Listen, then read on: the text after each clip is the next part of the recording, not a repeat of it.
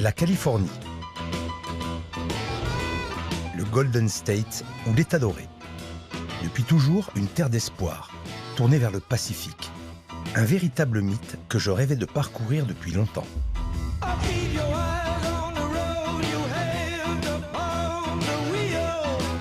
Voilà près de 30 ans que je parcours les cuisines de France, les miennes et celles des autres.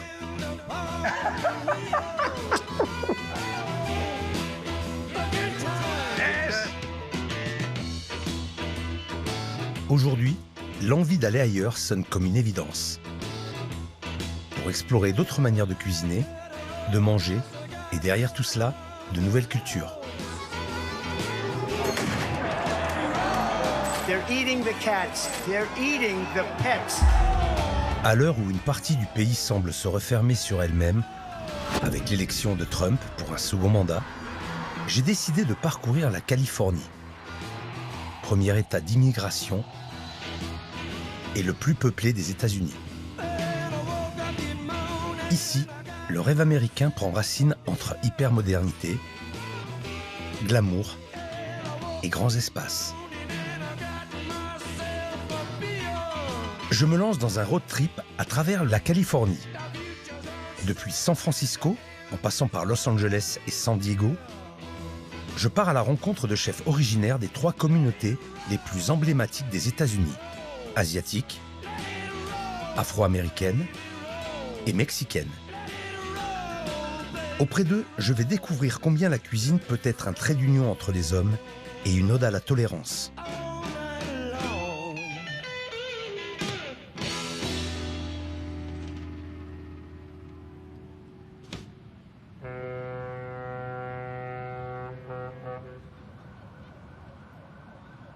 Mon voyage commence ici, à San Francisco.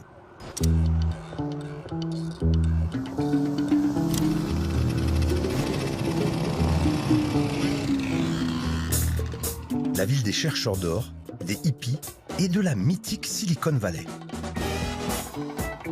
Une ville cosmopolite, célèbre pour ses ponts iconiques, le Golden Gate et le Bay Bridge, pour l'ancienne prison d'Alcatraz, ses maisons victoriennes colorées, ses tramways et ses nombreuses collines découpées de rues en pente, comme la fameuse Lombard Street.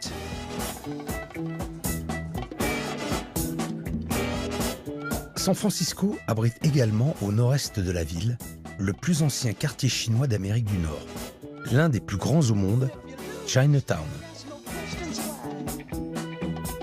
Avec ses 100 000 habitants, le Chinatown de San Francisco est devenue la plus importante communauté chinoise hors d'Asie. Une forteresse, certes, mais bien moins hermétique qu'elle n'y paraît, à condition d'avoir le bon guide. Ici, nous sommes donc à Chinatown, et c'est un lieu très historique. C'est vraiment ici que sont arrivés les premiers immigrants chinois en Amérique. Et donc, c'est ici que s'est créé le cœur de notre communauté. Brandon Zhu, franciscanais d'origine chinoise, a décidé d'ouvrir un restaurant néo-cantonais gastronomique au cœur de Chinatown. Après quelques années de travail acharné, Brandon a fini par décrocher une étoile au guide Michelin, devenant ainsi le seul restaurant chinois étoilé des États-Unis. Chinatown, à l'origine, ressemblait à ce qu'on peut voir aujourd'hui. Il y a des choses qui ont changé et d'autres qui n'ont pas bougé. Difficile à imaginer, mais à la fin du 19e siècle, ce quartier était insalubre et dangereux. On venait se perdre dans Chinatown pour ses jeux d'argent, ses filles de mauvaise vie et ses bars à opium. En 1906, un tremblement de terre, suivi d'un gigantesque incendie, réduit à néant ce quartier rouge. Avec cette catastrophe, les autorités ont enfin un prétexte pour déloger cette communauté qu'ils surnommaient le cancer de la cité.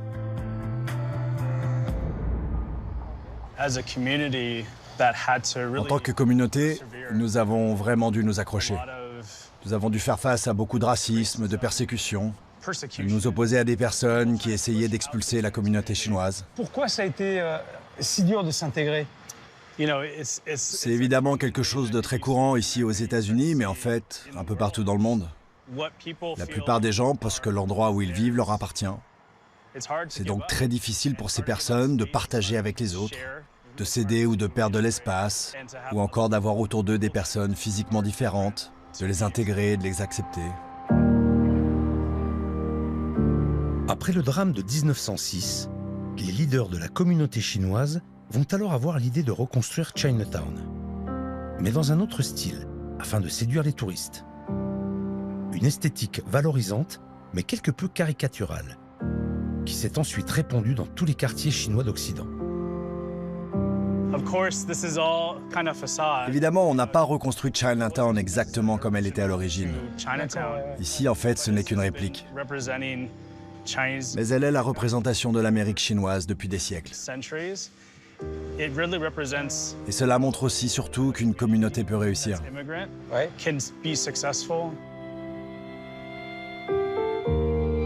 Chinatown perdure, mais derrière les façades colorées se cache une sombre réalité. La densité à Chinatown y est 7 fois plus élevée que celle de San Francisco, et la population y est de loin la plus âgée de la ville.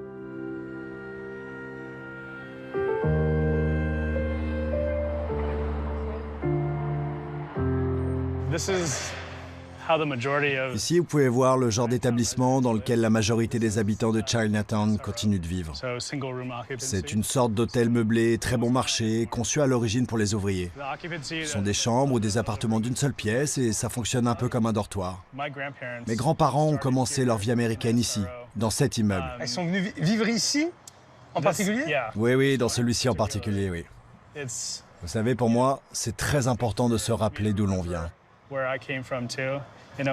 C'est ton histoire, quelque part. Oui, exactement. La nouvelle vie de mes grands-parents a commencé ici. Et quand je vois cet endroit, je me dis qu'il représente tout ce dont ils rêvaient. Ils sont venus ici, en Amérique, pour avoir une chance de réussir. Voilà pourquoi les États-Unis comptent autant pour les immigrants. C'est la terre de tous les possibles. Même pour ceux qui rêvent un jour d'avoir une étoile au guide Michelin. Et tu peux avoir ta chance, en fait. Et oui, exactement.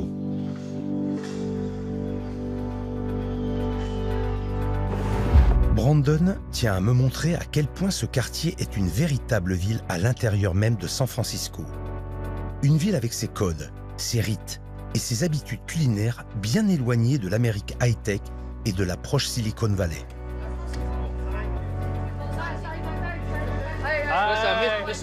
Je vous présente Madame Chao, qui vient de Hong Kong. Elle va vous faire tester tous nos plats. J'aime tout. Oui, allez, vas-y. On mange en direct, là. On mange au comptoir. C'est que du fait maison. Ouais, tout est fait ici. Ouais. Tous ces plats sont authentiques. Et 99% des gens les aiment. Waouh.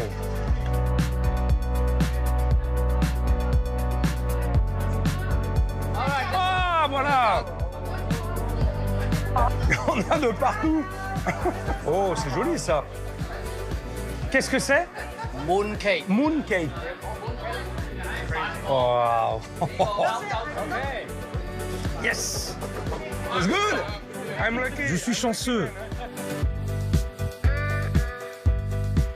Ce quartier, ses habitants et ses innombrables échoppes sont une véritable source d'inspiration pour Brandon, dont la spécialité est de réinventer les classiques chinois avec une touche américaine, comme un pont entre ces deux mondes.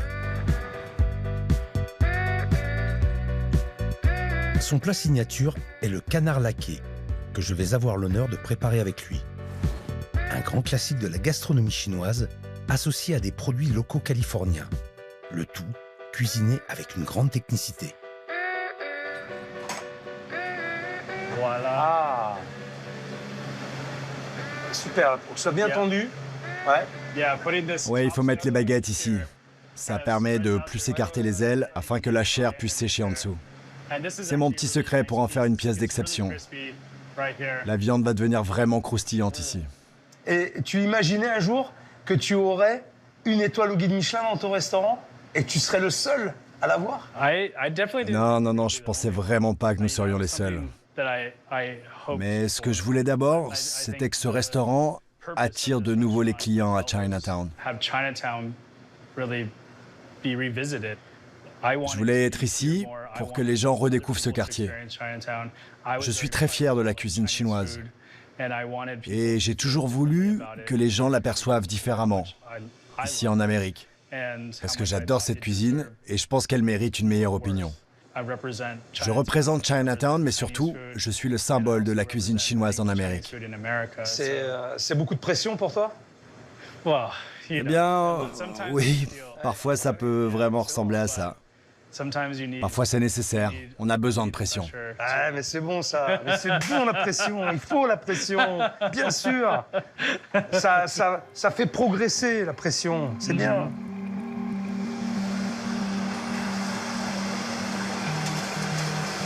Quelle température le four? 180 degrés pour environ 17-18 minutes. Et ensuite, je le basculerai dans l'autre four à 230 degrés pendant 7 ou 8 minutes. Ok. Pendant que l'ingrédient fétiche de Brandon dort au four, on s'attelle à la confection d'un autre classique de la cuisine chinoise, les nouilles de riz.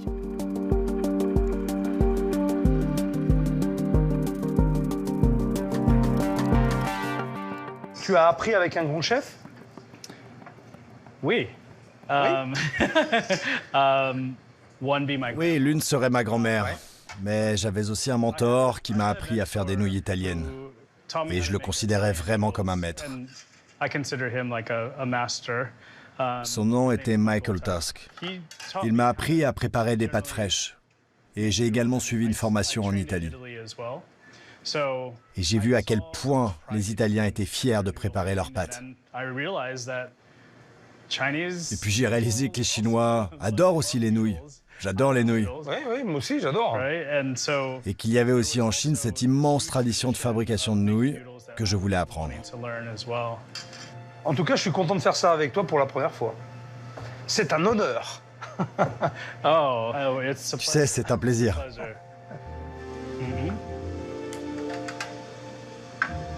Comme ça? Ok. C'est la manière traditionnelle quand même de faire les noodles? En général, dans la méthode traditionnelle, les nouilles sont découpées dans la longueur, un peu comme dans la cuisine italienne. Puis on les cuit. Mais les rouler de cette façon, c'est quelque chose que tu ne trouveras nulle part ailleurs. C'est assez unique. Ok.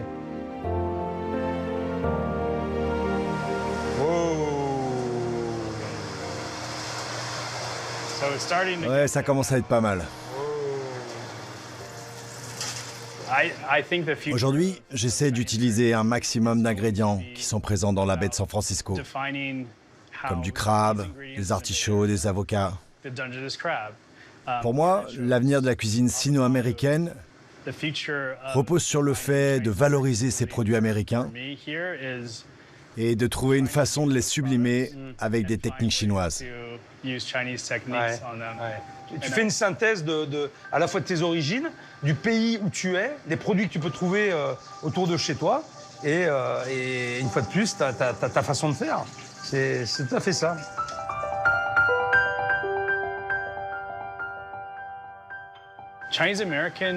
La cuisine sino-américaine est vraiment unique. Cette façon d'utiliser des produits américains avec des techniques chinoises a créé une cuisine à part entière. Et je pense que c'est ça l'évolution. Et personnellement, c'est ce qui m'excite.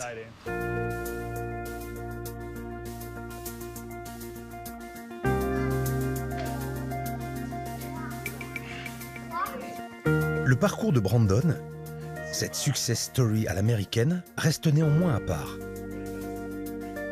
Depuis l'arrivée des premiers immigrants chinois, la communauté asiatique n'a jamais cessé de lutter contre les préjugés et les stéréotypes.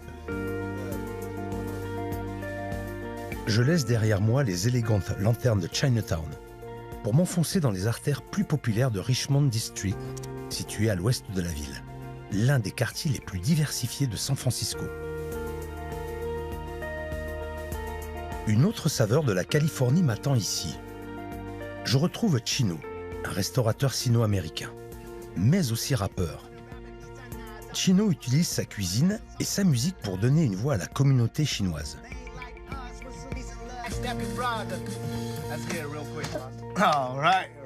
Très bien. Hey, salut, ça va? Et tu écris et tu composes? Oui, tu sais, tu dois écrire ton propre rap. Moi, mon style, c'est de mélanger le chinois et l'anglais. Alors, tu es chinois, il est afro-américain. La musique, c'est un peu comme la cuisine, c'est un moyen de lier, de souder les gens entre eux. Oui, absolument. Je crois vraiment que la musique et la cuisine forment un duo parfait. Tu sais, il peut y avoir des différences dans n'importe quel domaine, qu'il s'agisse de politique, de religion ou autre. Mais tout le monde se réunit autour de la nourriture ou de la musique, quelles que soient les différences. Je crois que ce sont les deux choses les plus puissantes qui possèdent le pouvoir d'unir les gens et non de les diviser. Ouais, absolument. C'est bien.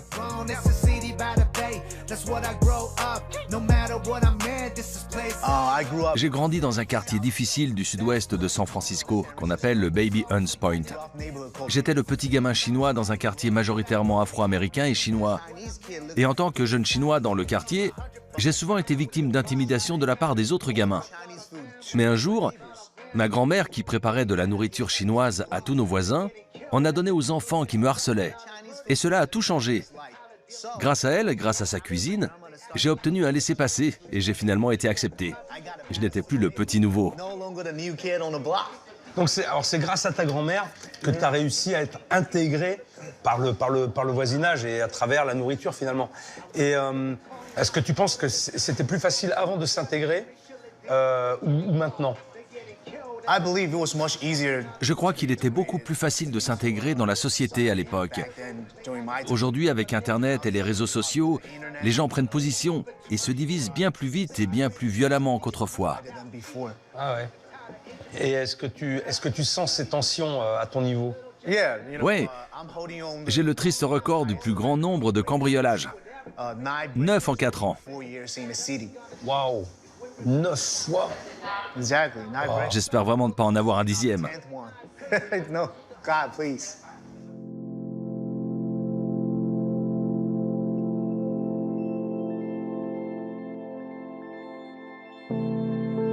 La Californie a une longue histoire de racisme anti-chinois. Tout débute avec l'afflux de migrants asiatiques attirés par la ruée vers l'or et les opportunités d'emploi sur le chantier du chemin de fer transcontinental au XIXe siècle.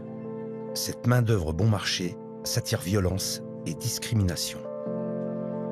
En 1882, une loi va même interdire l'immigration chinoise pendant plus de 60 ans. Plus récemment, la pandémie de Covid-19 a ravivé ces sentiments, entraînant une recrudescence du racisme anti-chinois en Californie. Ted et Catherine, vous êtes un si beau couple. Merci.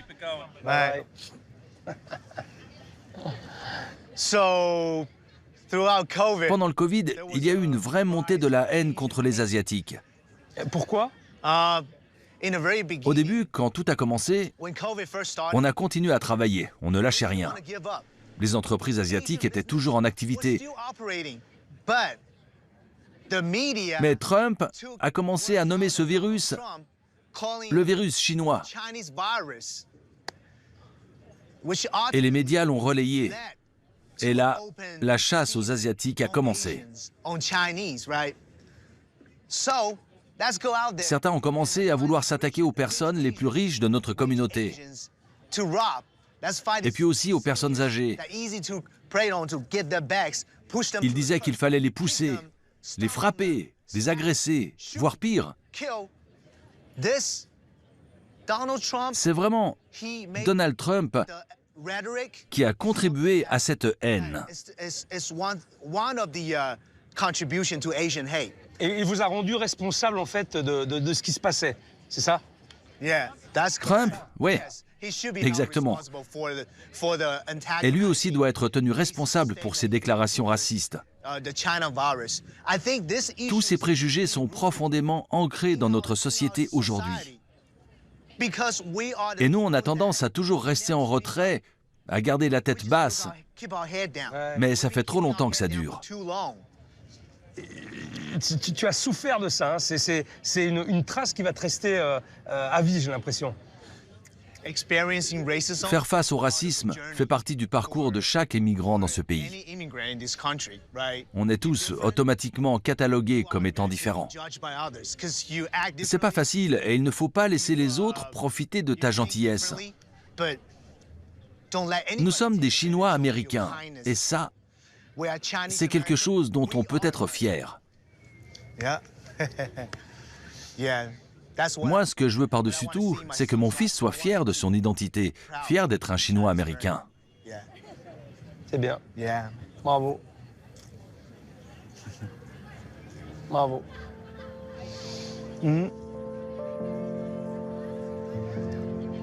Bravo.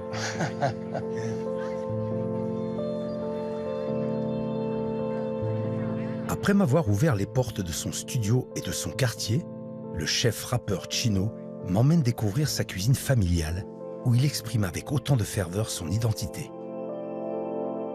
Dans quelques heures, Chino va monter sur scène. Mais il ne va pas se contenter de chanter.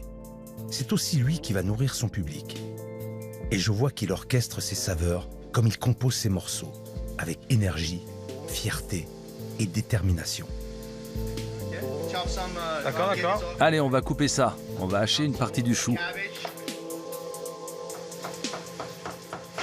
C'est quoi ça? Un plat classique du restaurant? Oui, le shao mai est un classique de la cuisine chinoise. J'en vends environ 100 à 200 par service. Et le week-end, même un peu plus de 200. Ah ok, d'accord. Ouais. C'est beaucoup quand même, hein?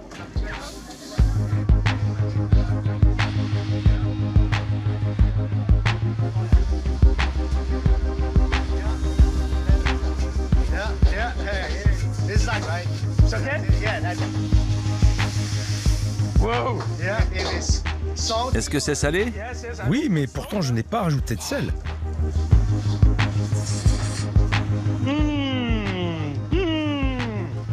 Perfect, hein?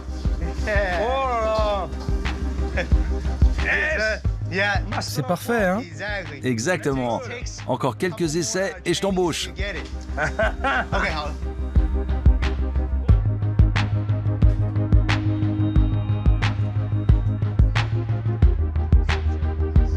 Les plats sont chargés. Direction la banlieue de San Francisco. Quelques hangars, puis une scène.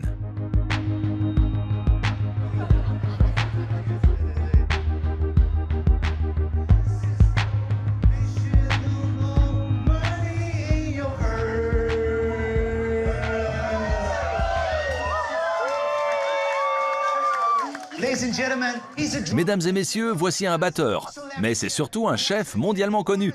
Je vous demande de faire du bruit pour le chef Philippe.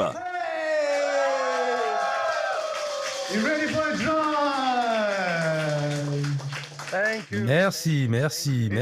C'est la première fois que tu te produis devant une audience sino-américaine? Oui, c'est une première, j'ai la pression. C'est difficile pour moi. Alice, tu laisserais ta place pour que le chef s'accorde, pour qu'on joue tous ensemble?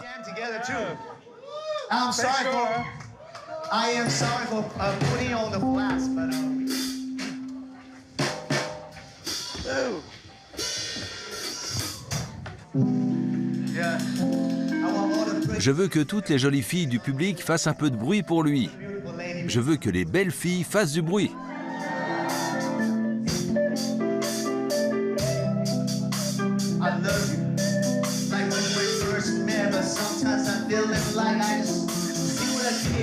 Dealing with the issue, dealing with the marriage. I need to understand how to love a woman. What's a man? What's the definition? Could I be your best friend? Take it to the very end.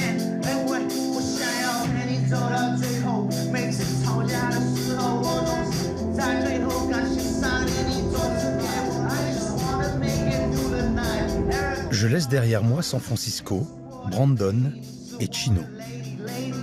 Tous deux cultivent une vision commune, celle d'unir les traditions chinoises aux aspirations américaines. Pour s'intégrer, sans se perdre, ni oublier ses origines, avec la gastronomie comme lien.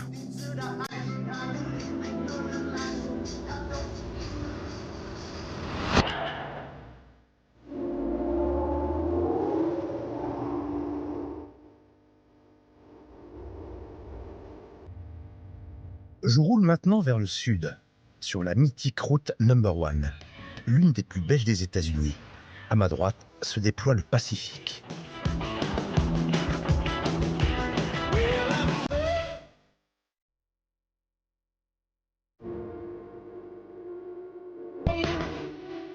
Cette route est un trait d'union entre une Amérique démesurément urbaine et celle des grands espaces.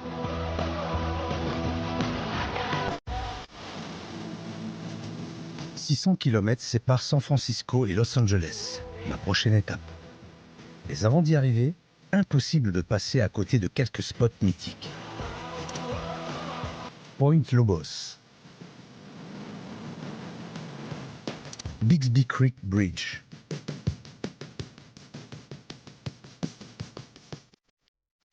Big Sur.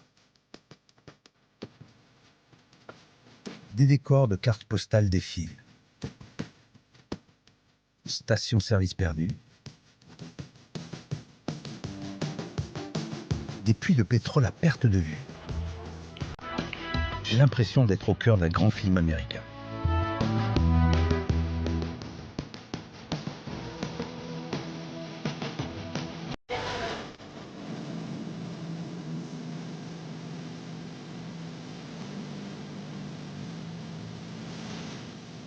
J'arrive enfin à la légendaire Cité des Anges, Los Angeles.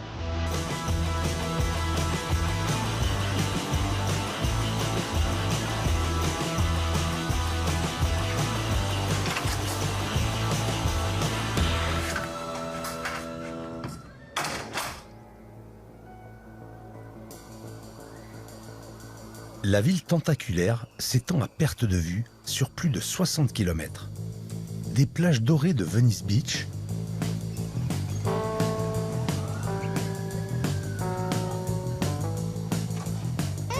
aux collines d'Hollywood, des avenues bordées de palmiers de Beverly Hills, au quartier animé de Downtown. Ici, le glamour et la décadence côtoient l'authenticité et la diversité,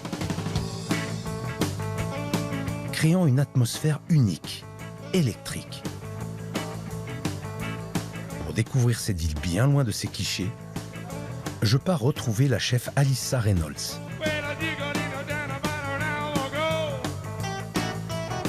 Cette femme est bien plus qu'une chef.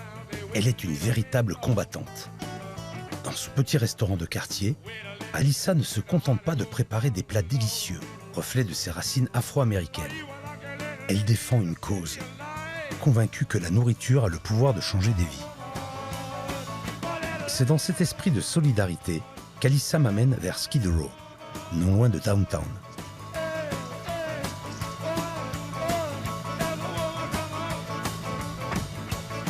Je te promets, je ne vais pas conduire comme une folle. J'ai un peu la réputation de conduire n'importe comment. Mais là, je vais faire attention. On va rester prudent, ok? Eh, t'as bien ton permis? Non, non, je ne l'ai plus. On me l'a retiré.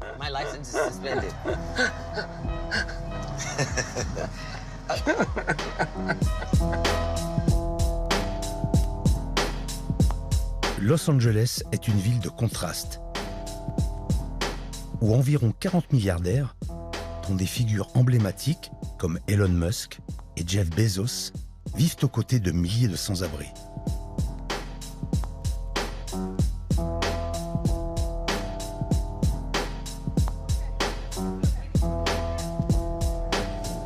Oui, ce sont eux.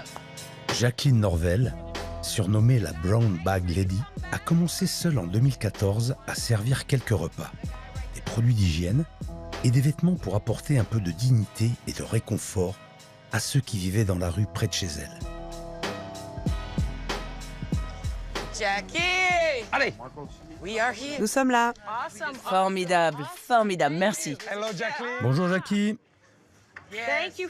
Merci d'être venu, merci. tout le plaisir est pour moi. Merci beaucoup, j'apprécie. C'est un plaisir. Tu peux te mettre là-bas. Hi. Morning. Jacqueline, comment tout ça a commencé? Honnêtement, c'était un vendredi soir.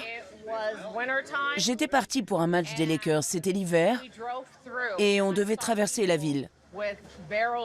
Et c'est là que j'ai vu des gens blottis les uns contre les autres autour de barils de détritus en feu, essayant de garder leurs mains au chaud. Voir ça, ça m'a beaucoup perturbée. Alors je suis retournée au bureau et j'ai raconté à tout le monde ce que j'avais vu. Je leur ai demandé de me donner $20 par mois pour faire des sandwichs pour les distribuer. Et puis j'ai pris une partie de mon bonus de Noël et j'ai préparé 70 repas pour la première fois. Et j'ai apporté ces repas et tout est parti en 10 minutes. Tu sais, ça touche ton âme. Alors tu peux pas le faire qu'une seule fois par an et ne plus revenir. Je viens donc le premier dimanche de chaque mois depuis 10 ans. Quand nous arrivons, la file d'attente fait le tour du pâté de maison. Et nous avons aussi des barbiers. Nous offrons des coupes de cheveux gratuites et on aide aussi maintenant les enfants abandonnés. Ils pourraient finir ici, tu sais. Mais surtout, ces enfants, quand ils sont placés, ne peuvent plus voir leurs frères ou sœurs qu'une fois par an. Alors chaque été, nous les emmenons faire du camping avec leurs frères et sœurs pendant une semaine. Et ça, c'est vraiment génial. C'est la chose la plus incroyable à faire. On fait juste ce que l'on peut, autant que l'on peut. Ici, ce sont des gens normaux qui viennent et qui agissent.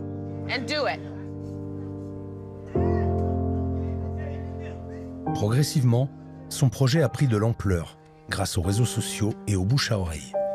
Aujourd'hui, elle est aidée par de nombreux bénévoles et offre des centaines de repas par mois. Et tu as l'impression que ça s'améliore ou c'est de pire en pire? Franchement, je ne peux pas dire que j'ai vraiment vu de grands changements en 10 ans. À Hollywood et dans les autres quartiers chics, ils essaient de débarrasser les lieux des sans-abri qui migrent tous vers l'Est. C'est pour cette raison que le quartier de Skid Row est complètement débordé par les sans-abri.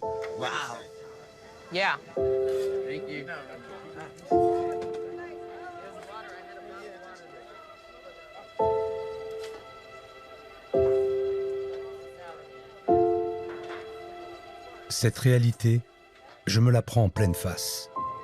L'engagement de Jacqueline me bouleverse au plus profond de moi. Ah ouais, j'espère que... I hope with my cream, J'espère qu'ils aimeront ma crème. it's gonna be all right. Oui, c'est merveilleux.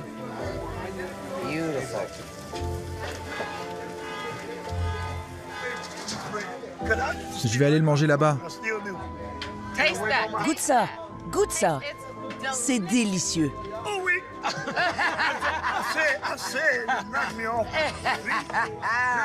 Ça me transporte. Je parle français maintenant.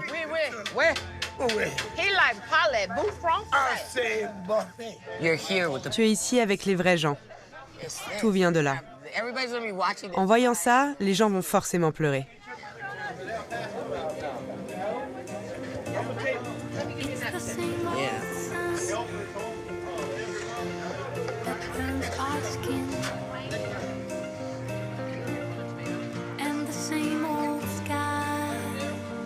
Une autre forme de précarité s'abat sur la société américaine, les déserts alimentaires. Aujourd'hui, plus de 20 millions d'Américains doivent parcourir près de 5 km pour accéder à des fruits et des légumes frais, souvent hors de prix. Alors que la vente à emporter est tellement plus facile d'accès. Les fast-foods sont partout et proposent des menus à 5 $. Et ces déserts alimentaires touchent d'abord les zones urbaines les plus déshéritées. Et tu as pris conscience de cette situation il y a longtemps déjà? C'est notre réalité. Si vous êtes un noir américain, cela a toujours été une réalité. Car lorsque les gens luttent pour survivre, parfois la nourriture reste la dernière chose qui rassemble tout le monde. Et je crois que nous perdons ce lien. Nous ne prenons plus le temps de dîner ensemble, en famille. On n'échange plus autour de la table, on ne va plus au jardin, on ne connaît plus le nom des légumes. Parce que dans de nombreux quartiers, il n'y a plus que des fast-foods. C'est vrai que la cuisine, le repas en règle générale est un lien social qui est extrêmement fort, qu'il soit familial ou même avec les autres gens. Donc c'est vrai que ça a une importance extrêmement forte. Nous partons rejoindre Jamaya Asente, un fermier urbain qui a pour seule arme sa pelle et son râteau. Dans l'empire de la restauration rapide, il mène une rébellion par les fleurs, les légumes et les fruits.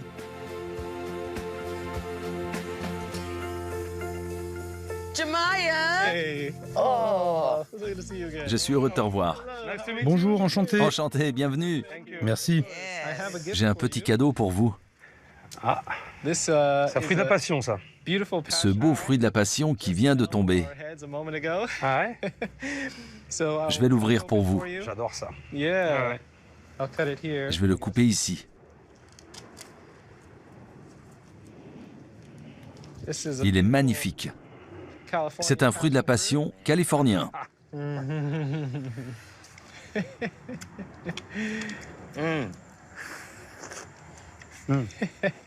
bon. Très très bon. Donc ça, c'est un fruit de la passion qui a poussé en plein centre de Los Angeles. Oui. Et tu as toujours fait ça? Non, j'étais trader à la bourse et chasseur de tête. J'étais dans la finance et les affaires. Mais alors pourquoi tu as fait ça alors? J'ai 2 filles. Et ma première fille, quand elle est née il y a 7 ans, m'a fait réfléchir différemment face à la nourriture. Je me suis demandé, qu'est-ce que je dois lui faire avaler pour qu'elle reste en bonne santé? Alors, je me suis mis à cultiver notre propre nourriture. Bien sûr, bien sûr. Et j'ai récolté plus que ce que j'imaginais. Alors, nous avons créé ce que j'appelle les micro-fermes urbaines. Les amis, je dois y aller. Je te vois demain? Je risque de me faire gronder, donc je vous laisse. D'accord. À demain. Merci, à demain. Alissa me laisse entre de bonnes mains pour partir préparer son service du soir. Je te suis. Allez. Allez au boulot. Ces aubergines poussent, mais tout ce qui est jaune ne se développe pas comme il faut. Ah ouais, ok, il faut les enlever, d'accord, ok. Tout ce qui est d'accord, ouais, ok.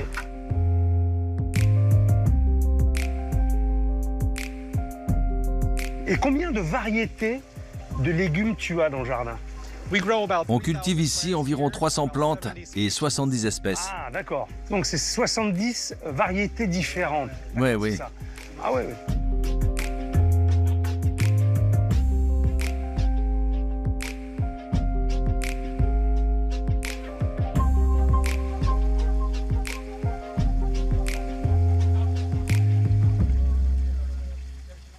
Cet endroit est très relaxant. Mais elle vient d'où cette eau? Toute l'eau nécessaire vient de la pluie qui tombe directement sur la ferme et reste stockée sous terre. Où? Elle est juste en dessous de nous. Ok. On ne peut rien voir. L'eau est simplement dirigée dans cette plateforme souterraine via les gouttières et la terre qui est perméable. Quand il pleut, ça pénètre à l'intérieur? C'est ça. Et ça fait un cercle comme ça, un circuit fermé en fait? C'est ça, ça reste toujours ici. Ah oui, comme ça finalement tu n'utilises pas d'eau courante, d'eau de la ville, c'est l'eau naturelle, pas de gaspillage. Et il pleut combien de fois à Los Angeles par an? À Los Angeles, il ne pleut que 2 fois par an. Généralement 1 fois en été et 1 fois en hiver. 2 fois par an? 2 jours? Oui, on capte bien l'eau pendant 2 jours, du moins ces 2 dernières années. On doit toujours être prêt. Mais tu as assez d'eau pour cultiver ton jardin pour toute l'année? Seulement avec 2 jours de pluie par an? Tu as assez d'eau pour cultiver tout ça? Oui, on peut cultiver tout ce qui est là grâce à ce système de recyclage de l'eau. On pompe l'eau aux racines, elle redescend, on la repompe et ça continue comme ça.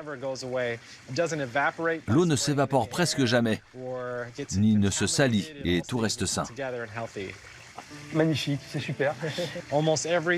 Pratiquement chaque centimètre carré de cet endroit est utilisé pour faire pousser de la nourriture. On nourrit maintenant 75 familles chaque semaine. Et si tout le monde s'y mettait, avec 400 jardins similaires à Los Angeles, on pourrait nourrir 50 000 personnes.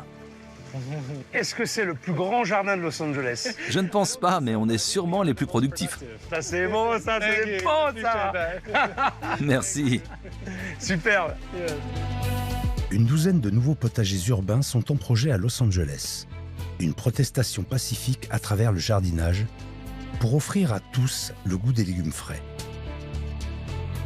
Une ambition qui résonne également dans le restaurant d'Alissa. Son outil à elle n'est pas le râteau, mais la puissance d'une cuisine afro-américaine imprégnée par la soul culture.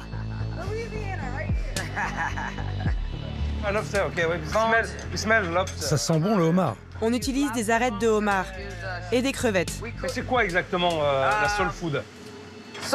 Pour moi, la soul food, c'est une cuisine profondément ancrée dans l'histoire de l'esclavage. Tous ces plats ont vu le jour à une époque où les esclaves devaient élaborer des plats avec ce que leur maître leur fournissait. Au fil du temps, ces recettes ont évolué, mais continuent d'être préparées aujourd'hui. Tout comme notre musique qui parle de nos âmes. Ah, et donc tu me disais que là, en fait, ça vient, cette soul food, elle vient des esclaves. C'est un peu comme la soul music. Soul music? Oui, la musique est pleine de créativité, tout comme notre cuisine. Ça vient du cœur. Voilà. Quand tu es dos au mur, tes recettes naissent par nécessité. Ils n'avaient pas cette chance de dire « Tiens, je vais aller chercher ça à l'épicerie ». Non, tu fais avec ce que tu as, c'est tout. Et de la créativité naît la beauté. Soit tu es créatif, soit rien. C'est la meilleure. C'est la meilleure cuisine. Exactement. Instinctive, c'est une cuisine instinctive qui vient du cœur. C'est ça.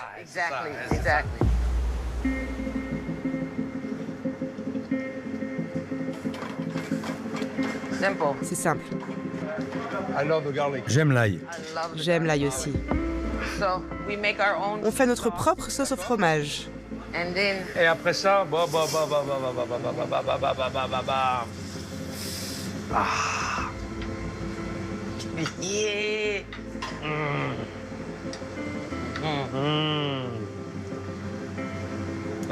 Du fromage, bien sûr. J'adore le fromage. Alors ça, c'est un macaroni cheese. C'est un grand classique de la cuisine américaine, non? Oui, exactement. Tu sais que ce plat a été introduit par un des premiers chefs noirs en Amérique, formé par Thomas Jefferson, l'un des premiers présidents américains. Oh. Ce chef était un esclave. Il a été envoyé à Paris pour apprendre à cuisiner. De là, il a ramené des techniques françaises. Il a aussi introduit les meringues en Amérique. Beaucoup de ces plats, comme le macaroni au fromage, tirent leurs origines de cette période. Mais personne ne connaît vraiment son histoire. Incroyable. Son nom était James Hemings.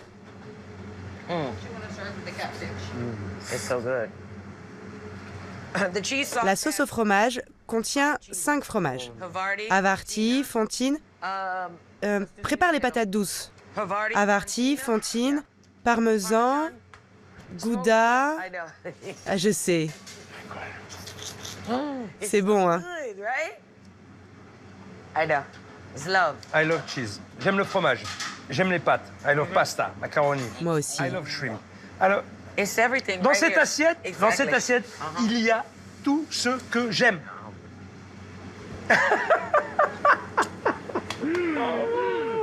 Ah merci. Ah merci, j'adore. Merci beaucoup. Quelles que soient leurs origines, Chino, Brandon et Alyssa m'ont tous impressionné par la fierté qu'ils portent à leur héritage culturel. Décidément, l'Amérique, loin d'être uniforme, est une vraie mosaïque vibrante où chaque communauté trouve sa place et participe à la richesse collective. On a dark desert highway, cool wind in my head.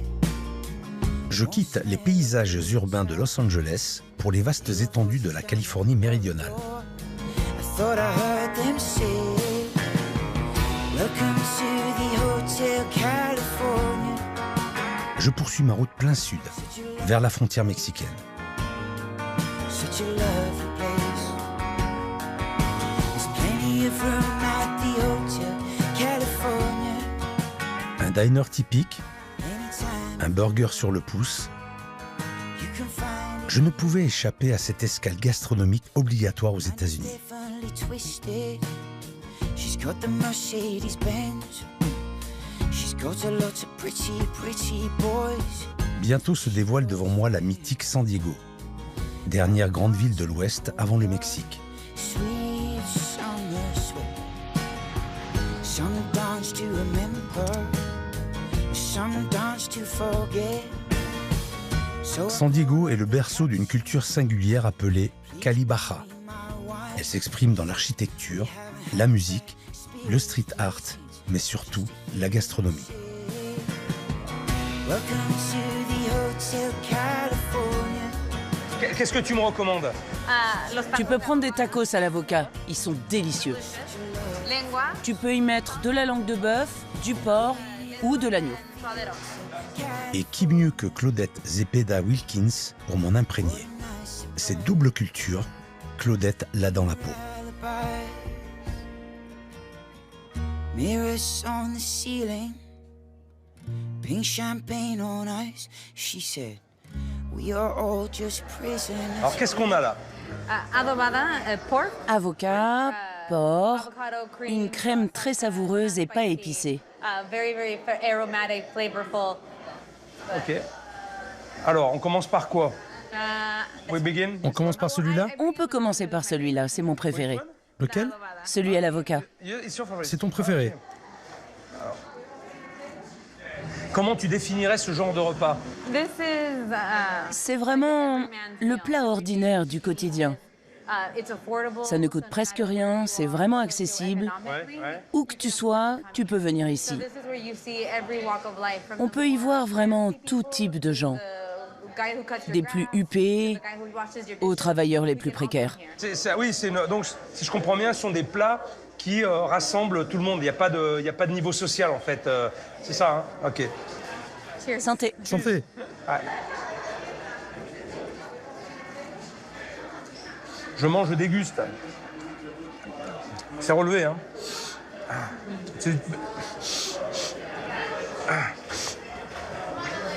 Spicy a little bit. Ah, c'est un peu relevé quand même, hein? Non. Non, tout va. Quelle est ta relation avec San Diego? Toute ma famille, du côté de ma mère, vit à Tijuana. On a traversé la frontière dans les années 90 pour venir à San Diego. C'est la ville où j'ai connu les plus doux et les plus douloureux moments de ma vie. C'est là que mes enfants sont nés, mais c'est si différent de vivre à la frontière. On se sent mexicain avant tout parce qu'on est tellement proche du pays voisin, de la maison, du Mexique. C'est pour ça que je me considère comme une enfant de la frontière. C'est vraiment la dualité de ma vie, vivre avec cette frontière. C'est quoi Border Kids? C'est littéralement avoir un pied dans chaque pays. Tu vois cette table? J'ai un pied ici, à Mexico, et ici, c'est les États-Unis. Et je dois toujours danser entre les deux. Ouais, entre les deux, d'accord, ok. Souvent, quand on vient d'un pays avec des origines, c'est souvent difficile de se faire accepter. Par exemple, quand tu as des origines mexicaines et que tu vas à San Diego, et inversement, quand tu vas à Mexico, t'es pas vraiment mexicaine puisque tu vis à San Diego. Donc, Ça n'est jamais assez. Ça n'est jamais assez, même dans ma propre famille. Ceux qui n'ont jamais immigré, ils m'appellent la gringa ou d'autres petits noms péjoratifs pour me rabaisser. Et c'était vraiment quelque chose qui me faisait de la peine. oui, tu dois te justifier. C'est dur pour toi, en fait, de te justifier. Parce qu'au fond de toi, t'es vraiment une Mexicaine. Oui, oui. Claudette est donc une enfant de la frontière et continue de naviguer entre ces deux mondes. Régulièrement, elle retourne sur ses terres d'origine pour ne jamais perdre ce lien si intime, pour toujours s'imprégner de son atmosphère vibrante et imaginer de nouvelles recettes. Tu fais ce trajet souvent? Oui. Je venais bien plus souvent avant le Covid, quand j'avais mon restaurant. Peut-être 3 fois par semaine. Maintenant, je dirais que je n'y vais que quelques fois par mois. Ici, le Mexique est littéralement au bout de la rue. Et dans ce sens, la traversée est quasi instantanée. Donc là, c'est la frontière. C'est la frontière. C'est là que commence notre héritage. J'ai à peine le temps de réaliser que nous basculons dans un autre pays. Donc là, maintenant, on est au Mexique. On est au Mexique. Bienvenue.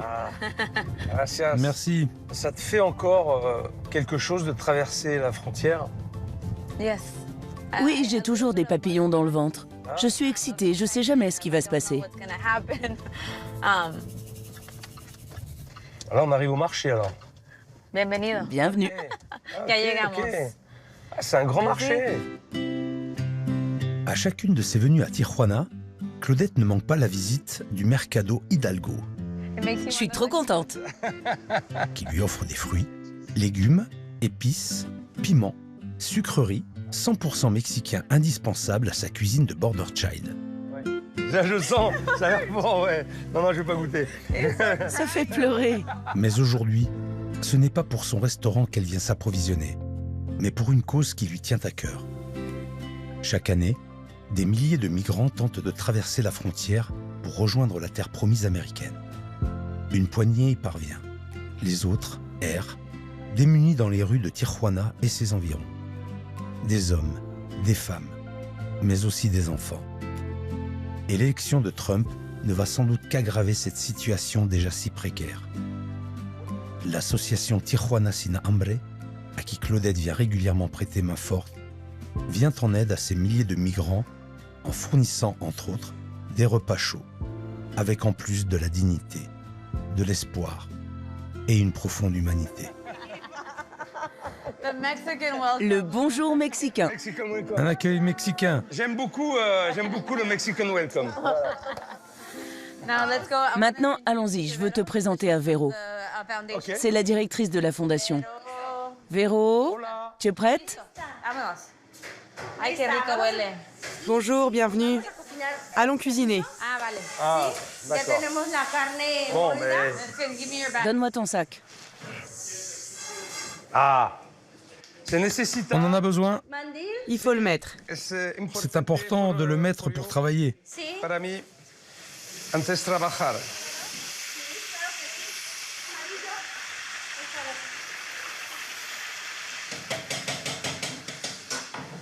Combien de repas vous faites par jour? Environ 3100. 3100. Waouh! Et tous les jours? Tous les jours, du lundi au samedi. Du lundi au samedi, d'accord.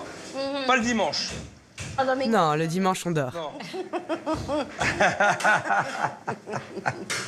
Punaise, c'est incroyable. Incroyable. C'est pas des petites quantités quand même, hein? Waouh! Tu as toujours été cuisinière? Oui, toujours. J'avais depuis 12 ans un stand de tacos. Et au moment de la pandémie, j'étais dans le besoin. C'est à ce moment-là que j'ai découvert l'association Tijuana Sin Hambre. Ah, d'accord, donc tu étais dans le besoin et tu es venu ici dans ce centre pour pouvoir te nourrir. Oui, ça a été un moment très dur dans ma vie. On n'avait pas de quoi se nourrir. Pendant la pandémie, je n'avais plus aucun espoir. Je me suis donc rapprochée de l'association et comme j'ai été cuisinière, ils m'ont proposé de travailler pour eux. Et ça a changé ma vie. Maintenant, c'est moi qui offre de la nourriture aux gens, alors qu'avant, j'étais dans cette situation d'extrême pauvreté. Car on n'avait plus rien à manger. Aux côtés de Véronica, une équipe de 6 personnes, qui, comme elle autrefois, étaient dans le besoin. Je suis estomaqué par leur abnégation. J'aimerais moi aussi faire quelque chose. J'aimerais faire un dessert pour les enfants. Il souhaite faire une mousse au chocolat. Oui, oui, oui. Allons-y.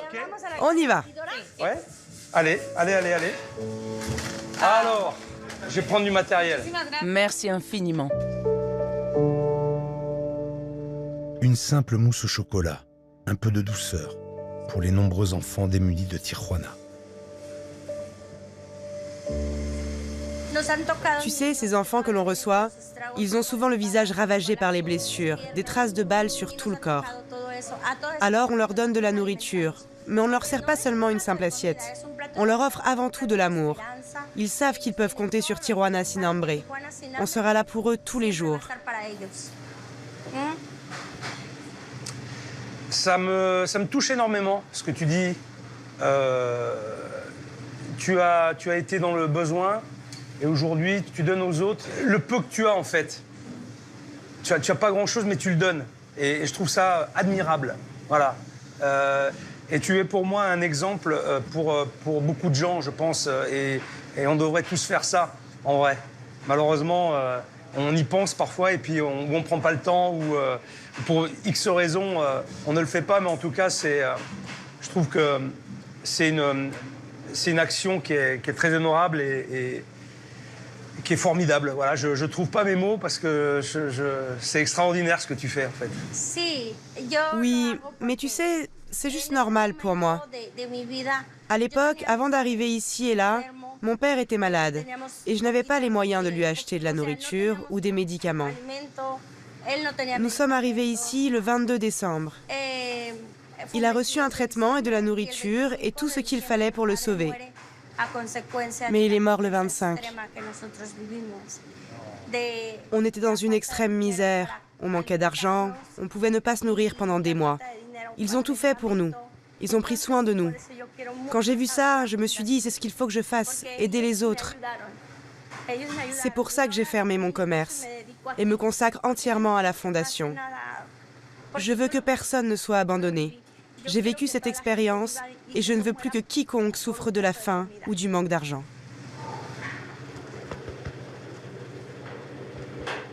Bravo.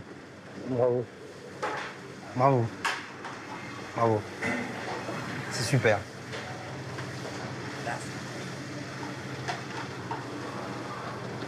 Tu es une belle personne. Très belle personne. Il en faudrait plus comme toi. En ce bas monde. Vraiment, il en faudrait beaucoup plus. Et ça irait beaucoup mieux. Ouais, vraiment. Je suis content d'être avec toi aujourd'hui. Très content. Hein? Véronica est une véritable source d'inspiration.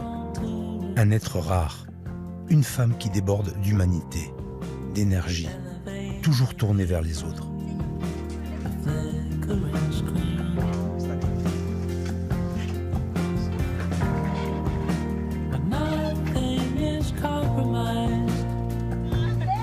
À table tout le monde!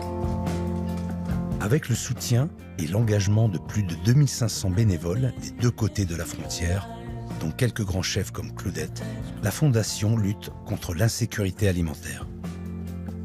Elle distribue ainsi plus de 3000 repas chaque jour aux personnes dans le besoin, dans les refuges et les orphelinats de la ville.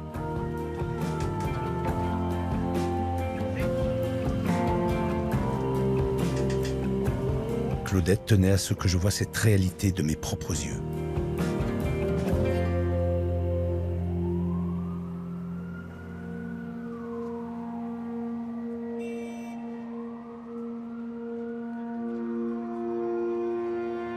The Wall d'un côté, El Murro de l'autre, Ses premières fondations datent de 1994.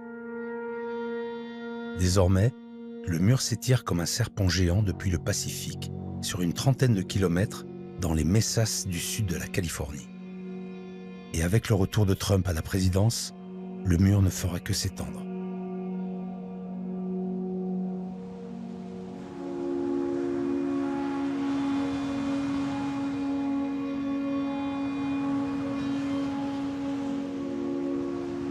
Qu'est-ce que représente ce mur pour toi?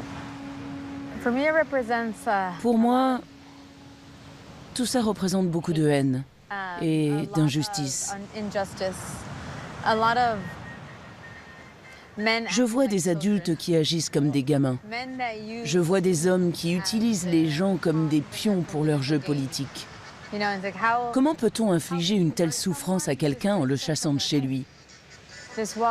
Tout ici évoque la division et l'exclusion. Cette idée que certains ne peuvent pas entrer ici, ils ne sont pas les bienvenus, ils sont presque traités comme des animaux. Le mur incarne toutes ces idées représentant la haine. Ouais, c'est fort quand même. C'est vraiment fort, oui. Tu ressens de la colère? Non, juste de la tristesse. Ouais. Ouais, de la tristesse, de la désolation, ouais, d'accord. Et t'imagines ce qu'aurait pu être ta vie si ta mère était restée au Mexique? Oui, tout le temps.